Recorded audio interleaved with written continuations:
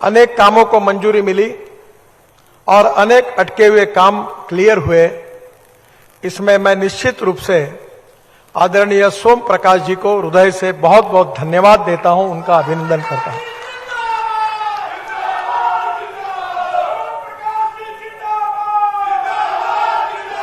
आज विशेष रूप से शिलान्यास और लोकार्पण के जो कार्यक्रम हो रहे हैं उसमें करीब 4000 करोड़ की लागत से करीब 29 कार्यों का शिलान्यास और लोकार्पण हो रहा है। मुझे खुशी है कि 2014 में आदरणीय नरेंद्र मोदी जी के नेतृत्व में हमारी सरकार आई और इस सरकार में हमने ये तय किया कि इस देश के इंफ्रास्ट्रक्चर को सबसे बड़ी प्राथमिकता दी गई। मैं अक्सर एक बात दोहराता हूं, क्योंकि मैं 1995-2000 में महाराष्ट्र मुंबई में मंत्री था, तो मुझे 55 उड्डान पुल मुंबई में और मुंबई पुणे एक्सप्रेस हाईवे और एक समुंदर में वर्ली बांद्रा सी लिंक के एक बड़े बड़े प्रोजेक्ट बनाने का सौभाग्य मिला। तब मुझे उस समय मैंने अपने ऑफिस में एक बात लिख कर रखी थी जो American president John F Kennedy ji ने कहा था। उन्होंने कहा था कि American roads are not good because America is rich, but America is rich because American roads are good. और मुझे लगता है कि राज्य का और देश का विकास करना है तो हमें इंफ्रास्ट्रक्चर अच्छा बनाना होगा। Water, power, transport and communication अगर होगा तो कैपिटल इन्वेस्टमेंट आएगी, उद्योग आएंगे, उद्योग व्यापार बढ़ेगा और उद्योग और व्यापार बढ़ेगा तो रोजगार बढ़ेगा और रोजगार बढ़ेगा तो गरीबी दूर होगी। अगर रोड अच्छे होंगे तो विशेष रूप से हमारे जो गांव है, जो किसान हैं, उनके लिए भी रोड का बहुत महत्व होता है। मैं किसान हूं और करीब 3 चीनी मिलें मेरे क्षेत्र में चलाता हूं और मुझे याद है कि जब अटल बिहारी वाजपेयी देश के प्रधानमंत्री थे तो उन्होंने मुझे बुलाकर एक काम मेरे ऊपर सौंपा था। वो काम था विशेष रूप से कि हमारे गांव जो है उनको जोड़ने के लिए अच्छे मजबूत रोड से बनाने की बात उन्होंने कही थी और मुझे उसको योजना बनाने के लिए आदेश दिया था। 3 महीने मैंने काम किया और जब मेरा रिपोर्ट मैंने आदरणीय अटल बिहारी वाजपेयी जी को सबमिट किया तो उन्होंने 15 दिन के अंदर उस योजना को मंजूर करके लाल किले पर डॉक्टर अब्दुल कलाम साहब ने उस योजना की घोषणा की थी, जिस योजना का नाम है प्रधानमंत्री ग्राम सड़क योजना। और यह योजना बनाने का सौभाग्य मुझे मिला। और हिंदुस्तान के इतिहास में, अगर आज तक के इतिहास में 6.5 लाख गांवों में से करीब 2.5 से 3 लाख गांवों को मजबूत रोड से जोड़ने का काम हिंदुस्तान के इतिहास में किसी नेता ने किया है तो उसका नाम अटल बिहारी वाजपेयी है। इस बात का मुझे बहुत बड़ा गौरव है और इसीलिए आदरणीय मोदी जी के नेतृत्व में हमने ये तय किया कि हम पंजाब में भी लगातार रोड का इंफ्रास्ट्रक्चर हम अच्छा करेंगे। मैं ज्यादा तो नहीं कहूंगा, पर पंजाब राज्य का निर्माण होने के बाद 2014 तक जितने रोड बने उससे कई गुना ज्यादा रोड 2014 से 2023 के बीच में हमारी सरकार ने बनाकर दिखाया। इस बात का मुझे बहुत गौरव है। पंजाब में 2014 में एनएच की लंबाई 1699 किलोमीटर थी और 2024 में वो बढ़कर 4239 किलोमीटर हो गई है और पिछले 9 साल में पंजाब में 2540 किलोमीटर एनएच की लंबाई बढ़ी है। राज्य में 38,000 रुपए करोड़ की लागत से 1037 किलोमीटर की 28 परियोजना पर काम चल रहा है और भारतमाला परियोजना में फेज 1 में 1 लाख करोड़ की लागत से 2160 किलोमीटर के ग्रीनफील्ड एक्सप्रेसवे, इकोनॉमिक कॉरिडोर एवं हाईवे का भी निर्माण किया जाएगा। भारतमाला परियोजना फेज 2 में 50,000 करोड़ की लागत से 1126 किलोमीटर के सड़क निर्माण की भी योजना बनाने का हमने संकल्प किया है। आज मुझे विशेष रूप से विश्वास है कि अमृतसर एयरपोर्ट से रामदास तक 523 करोड़ की लागत से 40 किलोमीटर 4 लेन मार्ग का निर्माण हो जाएगा, 2024 में पूरा हो जाएगा। इसी मार्ग के चौड़ीकरण से एयरपोर्ट से करतारपुर कॉरिडोर तक आने जाने का समय बचेगा। आदरणीय सुनील जी उल्लेख कर रहे थे, मुझे याद है कि मैं अमृतसर आया था, उस समय बहुत बड़े प्रोग्राम में हमने करतारपुर कॉरिडोर बहुत कम समय में बनाकर जो हमारे श्रद्धा का स्थान है उस गुरुद्वारे तक और हमारे गुरु गोविंद सिंह जी के दर्शन करने के लिए इस करतारपुर कॉरिडोर का निर्माण हमने उस समय पूरा किया। अमृतसर, गोमान, टांडा, ऊना तक 843 करोड़ की लागत से 45 किलोमीटर 4 लेन मार्ग का निर्माण ये भी जून 2024 तक पूरा हो जाएगा। होशियारपुर और अमृतसर के बीच भी आवागमन बेहतर हो जाएगा। 1475 करोड़ की लागत से 50 किलोमीटर 4 लेन अमृतसर का बाईपास अगस्त 2024 तक बन जाएगा और इसे बनने से तरन तारण से अमृतसर एयरपोर्ट के लिए बेहतर कनेक्टिविटी हो जाएगी। लुधियाना के समराला चौक NH 95 पर 923 करोड़ की लागत से 13 किलोमीटर 6 लेन एलिवेटेड रोड का निर्माण जनवरी 2024 में हो जाएगा। इसके साथ साथ मुनक, जाखल, बुधवाड़ा, भिकी तक 293 करोड़ की लागत से 46 किलोमीटर 2 लेन पेव शोल्डर के मार्ग का निर्माण भी फरवरी 2024 तक पूरा हो जाएगा। जालंधर से मोगा तक 67 करोड़ की लागत से 7 किलोमीटर मार्ग फरवरी 2024 तक बन जाएगा। जालंधर, कपूरथला, सुल्तानपुर लोधी, लोहिया, सक्कू रोड तक 52 करोड़ की लागत से 7 किलोमीटर 4 लेन मार्ग का निर्माण जून 2024 तक हो जाएगा। फिरोजपुर जिले के मक्खू से आरिफ के तक 171 करोड़ की लागत से 25 किलोमीटर 2 लेन पेव शोल्डर के मार्ग के साथ 2 ROB का निर्माण मार्च 2024 तक पूरा हो जाएगा। आरिफ के से फिरोजपुर होकर मुक्तसर तक 263 करोड़ की लागत से 63 किलोमीटर 2 लेन पेव शोल्डर के मार्ग का निर्माण अप्रैल 2025 तक हो जाएगा। श्री मुक्तसर साहब से मलोट तक 152 करोड़ की लागत से 27 किलोमीटर 2 लेन पेव शोल्डर मार्ग का निर्माण अप्रैल 2025 तक पूरा हो जाएगा। विशेष रूप से मुझे बहुत खुशी है कि हम पूरे देश में एक्सप्रेस हाईवे बना रहे हैं। एक्सप्रेस हाईवे के साथ ग्रीन एक्सप्रेस हाईवे बना रहे हैं और ग्रीन एक्सप्रेस हाईवे का मतलब है जहां पुराना रोड ही नहीं है, नया रोड बना रहे हैं जिससे डिस्टेंस भी कम हो रहा है। पंजाब से दिल्ली, चंडीगढ़, राजस्थान, जम्मू कश्मीर, हिमाचल प्रदेश और हरियाणा के लिए बेहतर कनेक्टिविटी के लिए करीब 1,20,000 करोड़ की लागत से हम 5 ग्रीनफील्ड एक्सप्रेसवे एवं इकोनॉमिक कॉरिडोर बना रहे हैं और मुझे खुशी है कि पंजाब की प्रगति और विकास में इसका बहुत महत्वपूर्ण योगदान होगा। 40,000 करोड़ की लागत से 670 kilometre Delhi Amritsar Katra greenfield expressway बन रहा है। इसके बनने से दिल्ली से अमृतसर 4 घंटे में, दिल्ली से कटरा 6 घंटे में और दिल्ली से श्रीनगर 8 घंटे में हो जाएगा। यह एक्सप्रेसवे सिख समाज की प्रमुख धार्मिक स्थलें सुवर्ण मंदिर, कपूरथला जिले में सुल्तानपुर लोधी गुरुद्वारा, गोइंदवाल साहिब गुरुद्वारा, खंडूर साहिब गुरुद्वारा, गुरुद्वारा दरबार साहिब तरन तारण की जोड़ते हुए माता के दरबार वैष्णो देवी कटरा तक बनेगा। मुझे खुशी है कि इसका काम जोरों में शुरू है। आज मैं हेलीकॉप्टर से उसका निरीक्षण करने वाला था, पर आज क्लाइमेट ठीक न होने के कारण मैं हेलीकॉप्टर का उपयोग नहीं कर सका।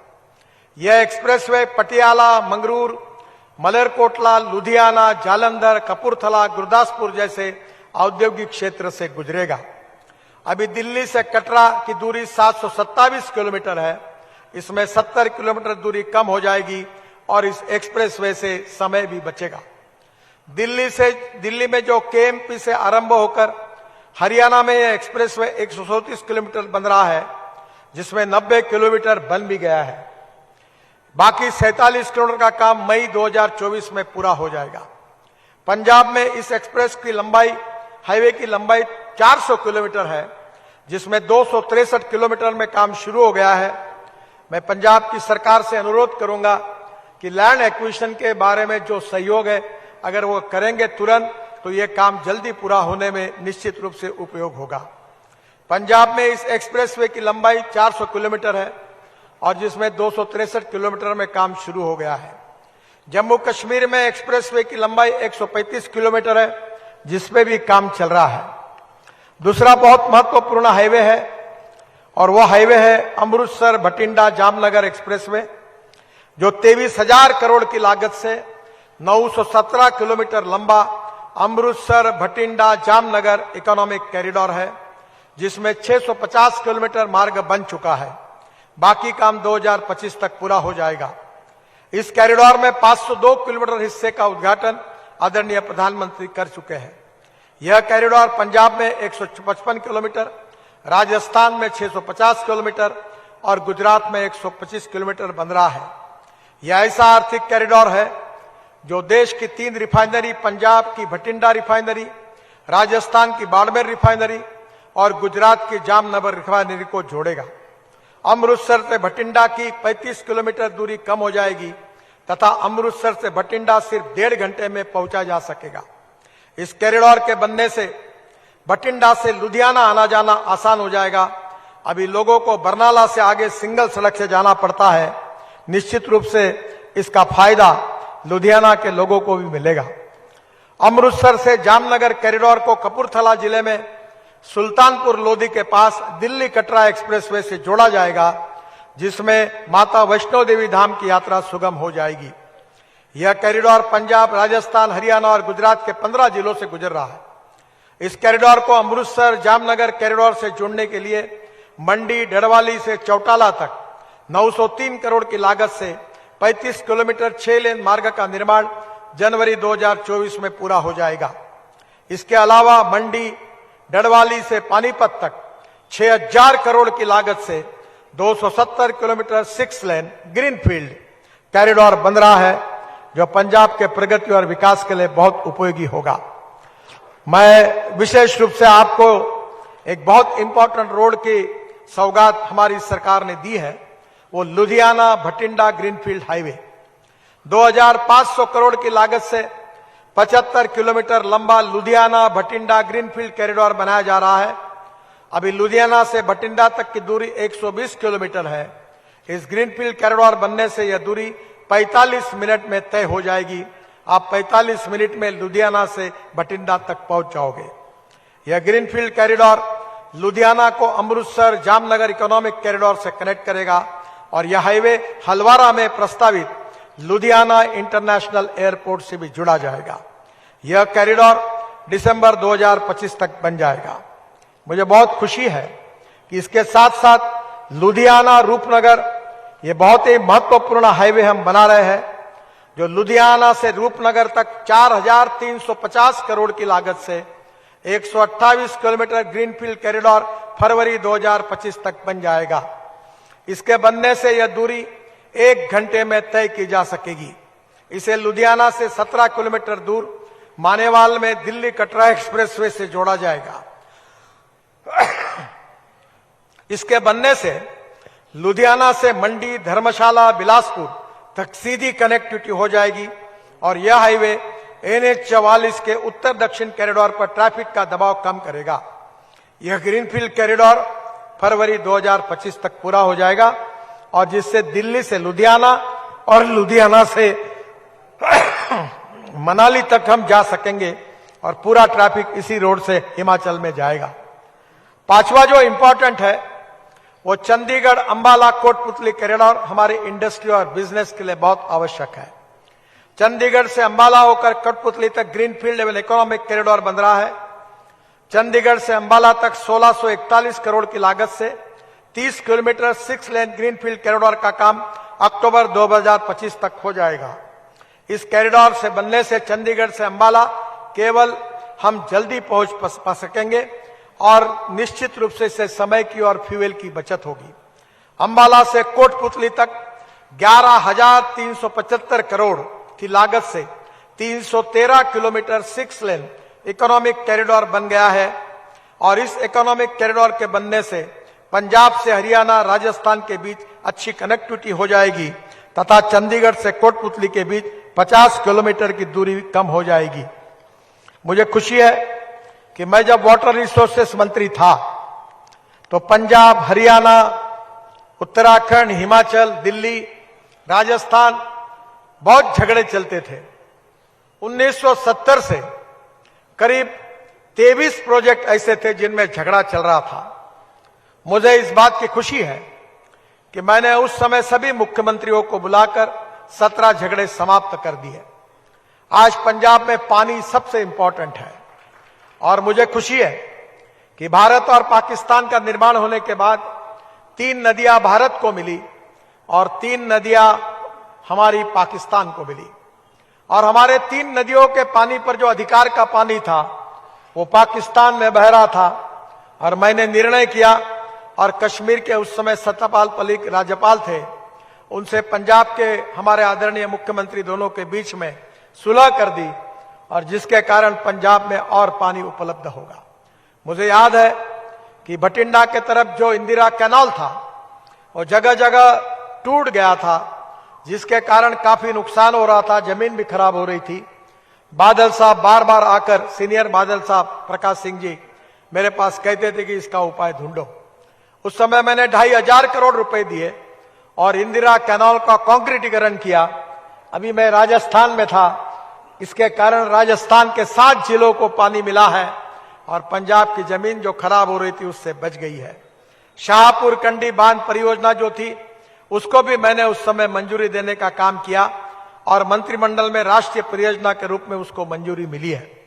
मुझे बहुत खुशी है कि पंजाब में लगातार अनेक जगह पर बहुत अच्छे तरीके से हमने काम किया है। मैं किसान हूं और खास तौर पर मैं जब भी आता हूं पंजाब में तो एक बात का जिक्र करता हूं कि हमारा किसान केवल अन्नदाता नहीं है तो हमारा किसान ऊर्जादाता है। हमारा किसान जो है केवल ऊर्जादाता नहीं तो हमारा किसान अब विटामिन दाता है।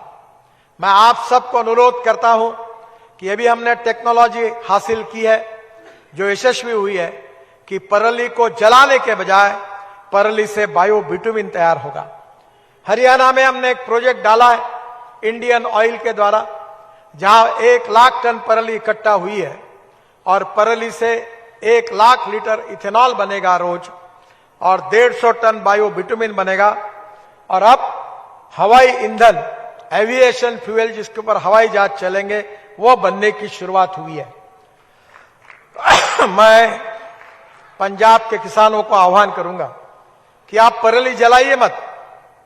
मैंने खुद अपने यहां 5 टन परली से 1 टन बायो सीएनजी और बायो एलएनजी बनता है। अब ऐसे 180 प्लांट ऑलरेडी काम शुरू हो गया है और 36 प्लांट पूरे हुए हैं।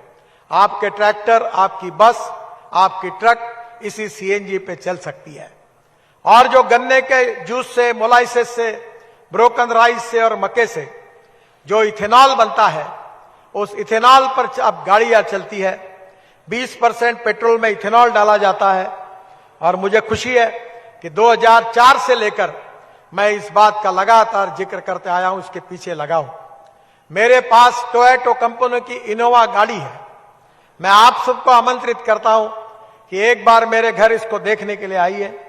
ये गाड़ी किसानों ने तैयार किए हुए 100% बायो इथेनॉल पर चलती है, 60% बिजली तैयार करती है और 40% इथेनॉल पे चलती है। अगर एवरेज से हिसाब किया जाएगा तो 25 रुपए लीटर पेट्रोल का भाव होगा। ऐसी इसकी है, इसलिए इसमें ग्राहकों का भी फायदा है, प्रदूषण भी नहीं है और किसानों को भी पैसा मिलेगा। मैं आपको बताना चाहता हूं कि अब टोयोटा के साथ साथ सभी कंपनियां फ्लेक्स इंजन की गाड़ियां ला रही हैं और मैं आपसे आग्रह करूंगा कि पेट्रोल के बजाय इथेनॉल का उपयोग करिए, जिसमें गांव, गरीब, मजदूर, किसान का कल्याण होगा, किसान समृद्ध और संपन्न होंगे। मुझे इस बात की खुशी है कि बजाज, टीवीएस, हीरो, होंडा सब ने अपने 2 व्हीलर और ऑटो रिक्शा फ्लेक्स इंजन यानी इथेनॉल पर चालू किए हैं।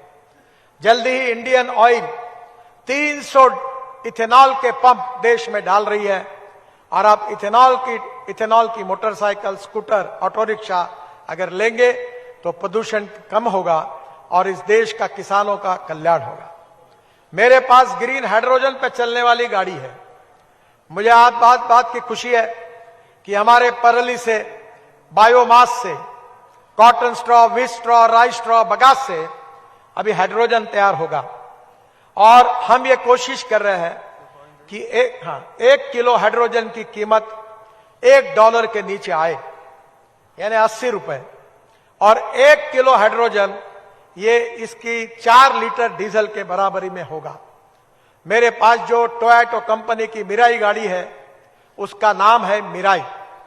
मिराई का मतलब जापानी वर्ड है, मिराई का अर्थ होता है फ्यूचर, भविष्य, और हाइड्रोजन ये भविष्य का ईंधन है।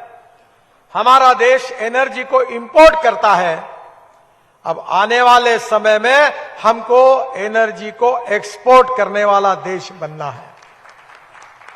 और इसलिए बीच में जब मैं अमृतसर आया था, वाघा बॉर्डर पर गया था, मुख्यमंत्री जी मेरे साथ थे, तब मैंने उनको अनुरोध किया था कि पंजाब को ग्रीन फ्यूल, हाइड्रोजन को निर्माण करने वाला इंटरनेशनल हब, सबसे बड़ा हब पंजाब में बनाइए, क्योंकि पंजाब में परली है, बायोमास है।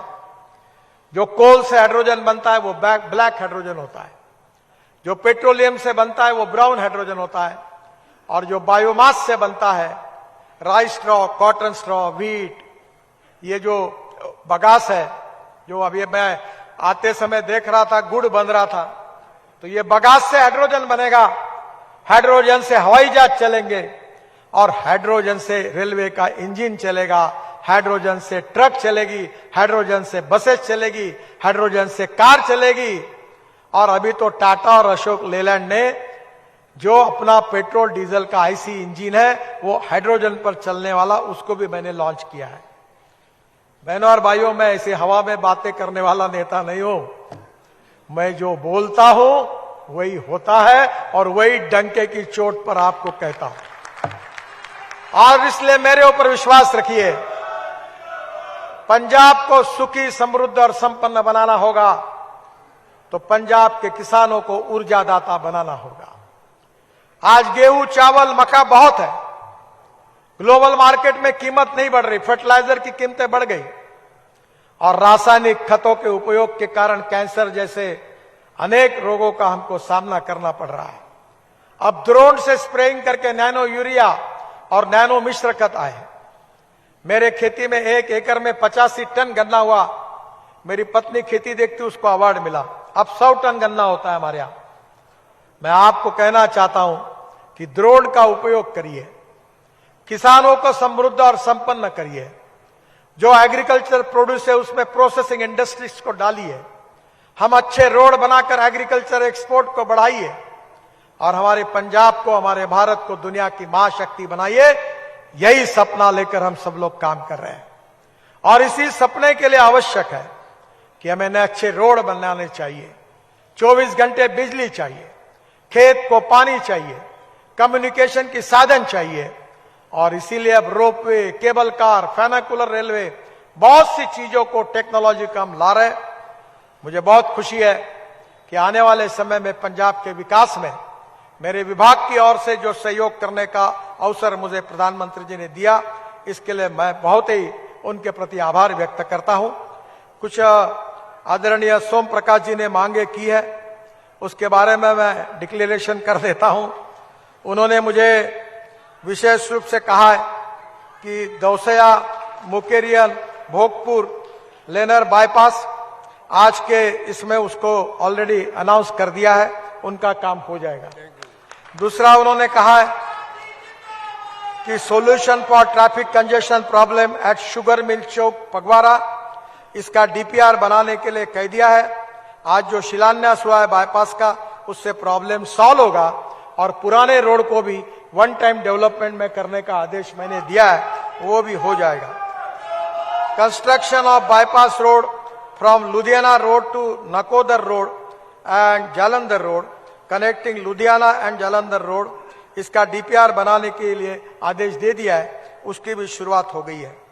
उन्होंने linking of Jalandhar Ludhiana national highway with Jalandhar Phagwara Ropar highway Banga road, इसके बारे में मुझे जोड़ने के बारे में कहा है।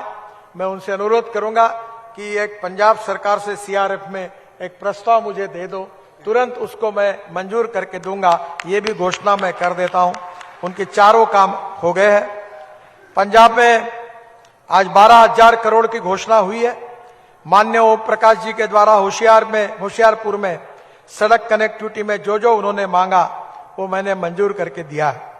मैं घोषणा करता हूं कि जालंधर से पठानकोट मार्ग पर 1600 करोड़ की लागत से जो सोम प्रकाश जी ने मांग की है, वो लागत से मुकेरियन, दसुया और भोगपुर में 45 किलोमीटर के 4 लेन के 3 बाईपास बनाए जाएंगे, जिसका डीपीआर अप्रैल 2024 तक बन जाएगा और उसके ऊपर कार्रवाई होगी। टांडा से होशियारपुर तक 800 करोड़ की लागत से 30 किलोमीटर के 4 लेन मार्ग के निर्माण का भी मैं घोषणा कर रहा हूं। इसका भी डीपीआर बनाने की कार्रवाई शुरू हो गई है। सरहिंद से सेना तक 4000 करोड़ की लागत से 107 किलोमीटर 4 लेन मार्ग की मैं घोषणा करता हूं। इसका टेंडर फरवरी 2024 में निकल जाएगा।